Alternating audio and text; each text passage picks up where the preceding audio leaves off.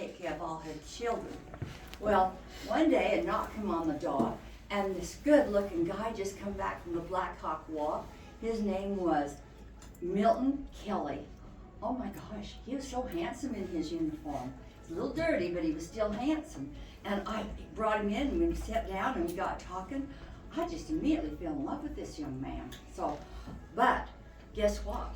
Found out later, my mother and his mother were sisters. Didn't matter, we still got married. I love him, I was getting a little long in the tooth, and I was ready to get married. So we got married. We had a beautiful little daughter. Her name was Martha. And she was just the, star of our day. And every once in a while, we just couldn't believe how lucky we were. You know, everything was going so well. After her 5th birthday, she died. She died 2 weeks after her birthday. And we just could not believe that she could be taken away from us that quick. So we wondered, what is more, life is more than just having children and then watching them die. And so that's when the saints knocked on our door, and that's when we joined the church. And not long after we joined the church, Brigham Young called us and wanted us to go to Pueblo, Colorado, to work with the Mormon battalion up there. And I went up there as a laundress. And at that time, we were expecting our 2nd child. So we were really nervous about going with this child on its way. But he was a good hunter, and he was going to go out and hunt for food because it was a really sickly camp up there.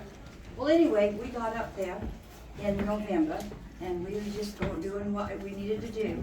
And one day he was out for almost 2 weeks, but when he came back, he was really, really sick. And he died of pneumonia a week later. So here I was, in Pueblo, Colorado, expecting our child all alone, but the sisters circled me, and I stayed and I did laundry.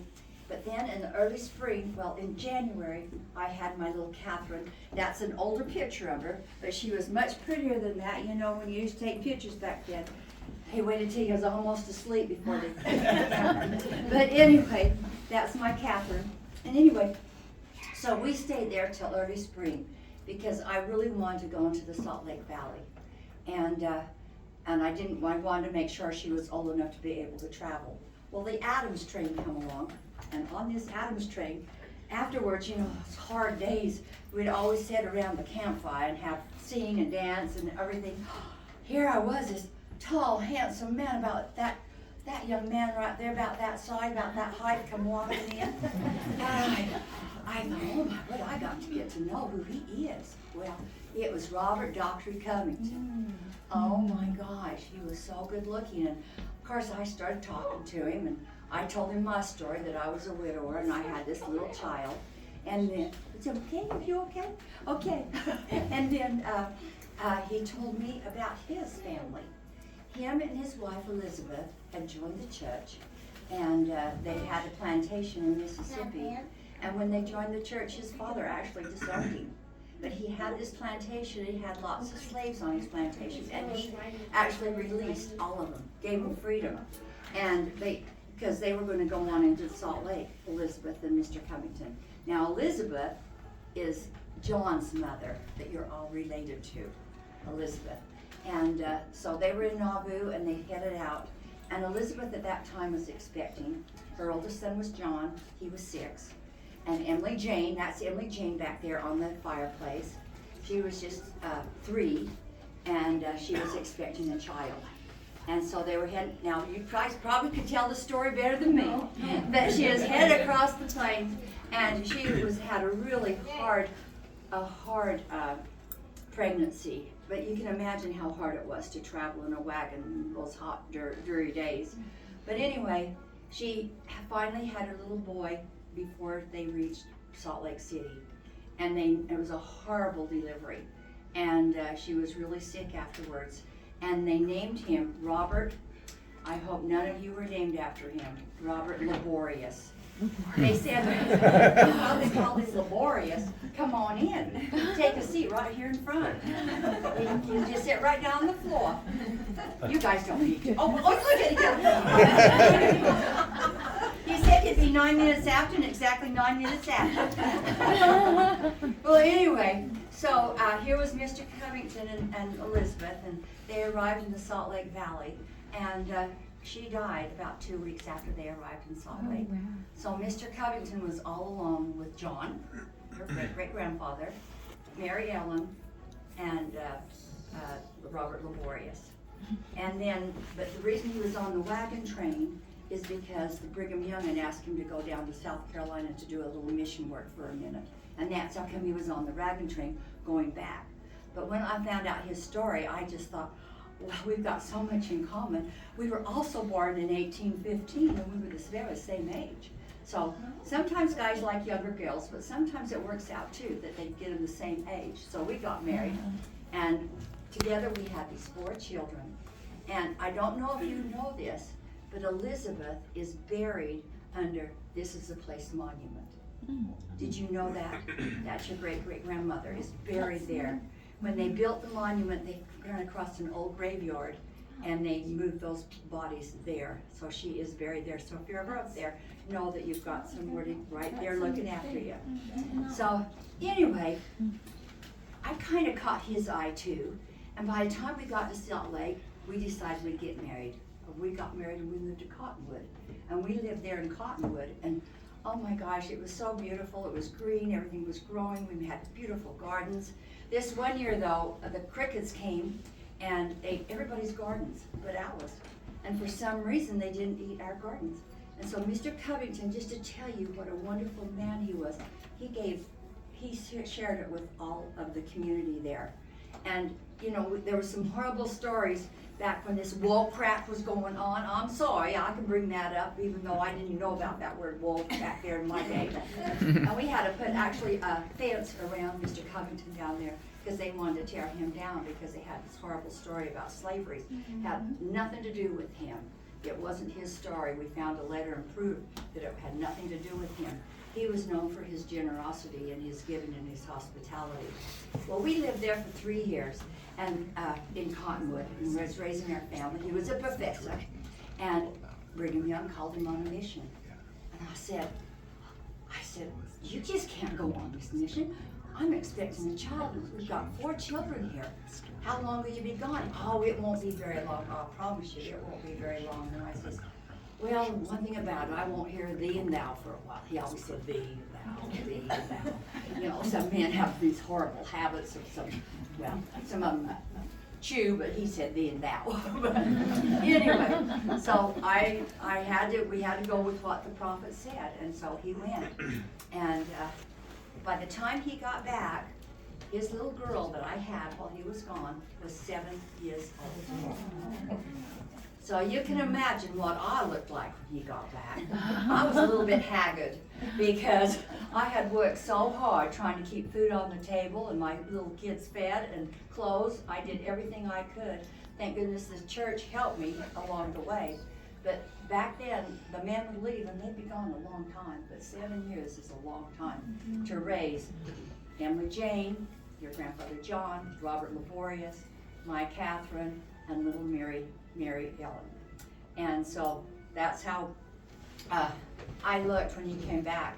And he had this great big horrible beard, and Mary Ellen didn't want anything to do with him. And she says, well, I said to him, you know, maybe if you shaved your beard off, it's probably kind of scary. Well, he shaved his beard off, and she liked him a little bit better. He was home, and he was home for about 3 months, and then in November, guess who called him again? Brigham Young, that old prophet. Oh my gosh. Anyway, I says, well, don't you tell him you're not going on another mission. You've already served all you're going to serve. Well, he left in November, and he didn't get back till after Christmas. Yes. Who did Christmas? Yeah. He wasn't there for after Christmas together. And, which is a hard thing. But when he came in, he came walking in with this cute little thing on his arm, and her name was Nancy Roberts. I looked at her and I said, I am not raising any more children. And the reason I said that, she was only 16, the same age as Emily Jane, his daughter. Oh my gosh. But then he told me the story that his wife and her mother, they crossed over the ocean from England, and they had passed away on the way over across. They didn't make it, and she was all alone, and the prophet had asked him to take her as a plural wife. I did learn to love her. My heart did soften, and I did learn to love her. I didn't treat her like a daughter. I treated her like a sister. And so we were living in Cottonwood, and then while she was there, they had a little girl, and her name was Phoebe. And not long after Phoebe was born, we get another from the prophet. We thought, oh my word, what does he want now? Well, the Civil War was starting. And because the Civil War was starting, they couldn't get cotton or any textiles from the South. And we were over here all by ourselves in Utah, and we needed those textiles to work.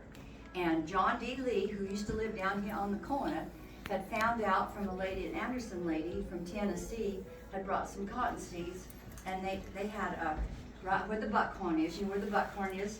Between here and Salt Lake? Okay, well, maybe if you didn't drive truck, you didn't know where the buckhorn was, but that's where the buckhorn was. They had a stage stop, and they had given some seeds to some people, and they found out that they could plant cotton, and it would grow right down here in southern Utah. So the prophet asked us if we would come down on the Dixie Cotton Mission, Mr. Covington and all of our children. And anyway, he sent the Adair family first. And the Adair family had 10 families, and they got here, and all that was here, was just dirt. There was no oiled roads, there was no air conditioning, there was lots of snakes and lizards, lots of crappy things down here. But they found this little place, it's in Springs, and they named it Adair Springs, and it's still there today. It's on your left as you go down this Covington Street, and you can see it. Well, that's where they set up, and they sent word up that they made a trail and everything was good, and so we gathered up 28 Southerners, 28 families, and we all got in our wagons. But girls and kids, you gotta realize, we had to leave everything behind. The only thing we could bring with us is what would fit in our wagons. And it was a hard journey. It took us literally 2 weeks just to get from Cedar City down here to southern Utah. And so when we got here, it was not what we would picture. Southern Utah sounded like it'd be southern, like Mississippi. It was all that dirt and everything. Well, we got here late spring because it was so late we couldn't really plan anything. And but the Paiute Indians met us. Of course, we were a little feared because we thought maybe they were going to attack us or something. But we invited them around our campfire and fed them and they taught us how to work the soil down here and how to raise corn, because the soil had so much alkali in it, it was really hard to raise that type of food. And so that's actually what we survived on, was the corn. Thank goodness for the Paiute Indians for teaching that. So we were really good friends. And the story goes that for all the wars with the Indians all around us, the Native Americans, they never attacked Washington because they had so much respect for the people that were settled in Washington City. So that's how come if you go to the museum, we're honoring the Paiutes because they were the first people here, and then we came after. Anyway, I'm sorry, I have to go back that because you've got to go to the museum. It's just awesome. Anyway, is it open? She said it's open till 2 o'clock today. And we don't advertise it because we never know if we've got a volunteer. Because we advertise, we're Monday through Friday, 10 to 2. So anyway, so we learned how to plant and that. And cotton grew. It grew so well. It really was. And that's how come we built the cotton factory. And all the kids worked in the cotton factory. The only way they couldn't work in the cotton factory is if they got a cut on their finger and they got blood on the cotton. Then they got to go home. Well, there was a lot of kids that accidentally got their fingers cut, so they didn't have to work in the cotton factory. The cotton factory sits right down here, and it's the store nursery. And there's a picture of it right there, right here on the wall. But why I bring that up is that Mr. Covington and the Averett twins built this home in 1957. And they also built the cotton factory. And they also built Windsor's Castle. Now you know that's Pipe Springs. That's what it's really called, is Pipe Springs. But when this home was built, they called it the Castle on the Hill. Because if you walked up this street like Susan did, You know, it is a little bit of a climb, isn't it, Susan? But if you're in your car, you don't feel it. But so they called this the Castle on the Hill, and this home was built, and the Covingtons moved in. The staircase was not here when the Covingtons moved in. This was just one big, this is a big room. They slept downstairs in the basement, and the fruit cellar was downstairs. And upstairs was just one great big room. And that's where they had all their dances, everything that went on. They had church up there, they had card up there. Everything happened upstairs. They entered from the back staircase and they went up.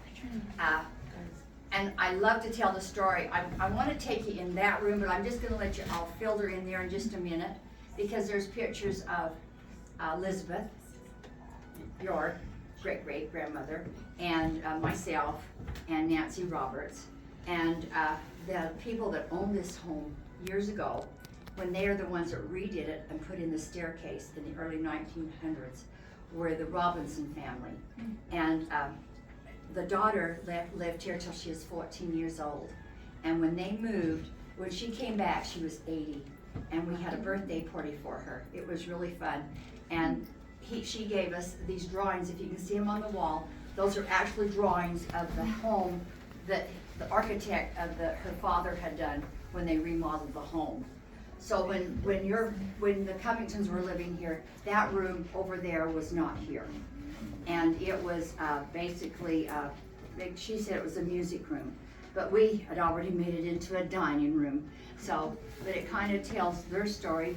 And the cabinet in there, when you go in, is from the Averett twins in the 1800s. Their families came through and they donated that to the museum. This piano here was actually in the old school. You know, the museum is actually the old schoolhouse, and it was built in 1909. That's down there. I actually went to school there, but not in 1909. It was a little bit later. But, well, come on in.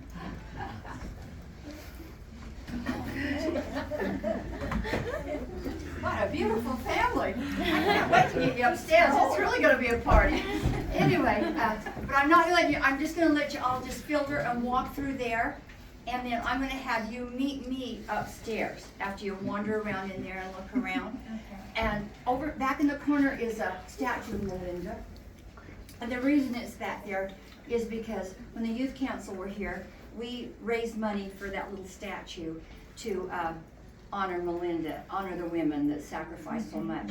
And 3 years ago, we went and got RAP tax money, and the community raised enough money for her statue down here to be shoulder and shoulder with the men, because it was just as much women as men that settled this area.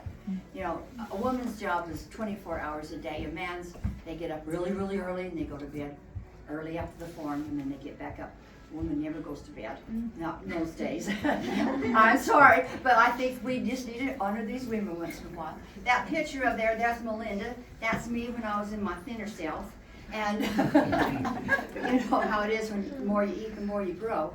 But anyway, so that kind of tells you that. What else is in here that I wanted to tell you? Oh, that chair and couch you're sitting on, those are 100 years old. And it's made of horsehair velvet. You don't see much of that anymore. Do you know why? Why? Because most women want more than one couch in their life. They don't want to have a couch that's going to last 100 years. So if you really look at it, if you've been to the temple, a lot of the velvet there is out of horsehair velvet. And that's the reason why, is because it will never wear out. So, and look at those walls right there. Look how thick they are. Inside those walls is horsehair, anything they could find, so you had your insulation. So I'll just let you all just take your time, walk through there. Don't go through the other door because there's nothing back there. There's a story behind that too, but I won't go into that. But anyway, so whoever said that this was going to be a reception area, I went like that with them. Do we have to go into the room, or are we just allowed to go straight? Sure. Well, I'm going to go upstairs first. Okay. So let me go first, and then you can come up. Okay, but you go in and look around, and then, oh, warning. The stairs were built in the 1900s. That's when our feet were really small. Our feet nowadays are about like this. So walk sideways if you can, or you'll go tumbling like I've done before down this staircase. Okay? And I hope, I don't know if she can make it up there, Okay. Okay, I'm good. I'll try to talk loud. I won't be as long-winded, but you want to, we're going to talk about John up here. And if you can, I'd love you to sign the book at your leisure. Now these are all through the house, the different rooms, so it's kind of fun. So cool. And they're originals. Isn't that something? Cool.